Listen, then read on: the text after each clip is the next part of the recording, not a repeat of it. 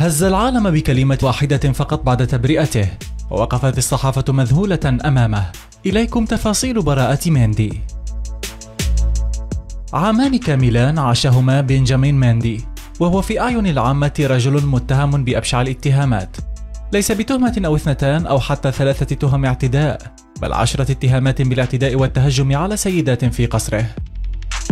عامان من الأخذ والرد والدعاوى والمثول أمام المحاكم، وصولا إلى مطلع هذا العام عندما تم تبرئته من أول 7 تهم موجهة إليه دفعة واحدة. في هذه المدة خسر ميندي حياته المهنية بالكامل، بعد أن كان أحد أبرز اللاعبين الفرنسيين في الدوري الإنجليزي. لم يدخل ضمن تشكيلة فريقه مانشستر سيتي التي حققت الثلاثية التاريخية مؤخرا، لأنه كان يمثل أمام قاض تلو الآخر، وعوض الاستماع إلى تعليمات مدربه بيب غوارديولا كان يستمع لنصائح الوكلاء والمحامين.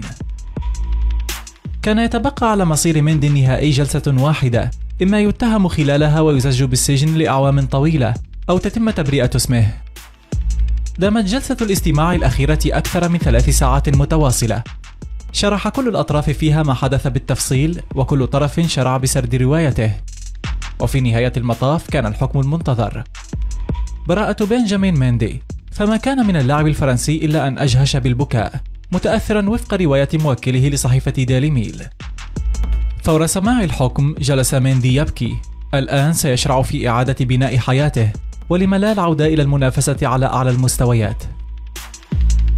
لكن اللحظة المفاجئة التي ينتظرها الجميع كانت بعد خروج ميندي من قاعة المحكمة، حيث تجمهر حوله الصحفيون، لكنه لم يقل سوى كلمة واحدة فاجأت الجميع وتصدرت العناوين حول العالم رغم كل الأسئلة التي وجهت إليه.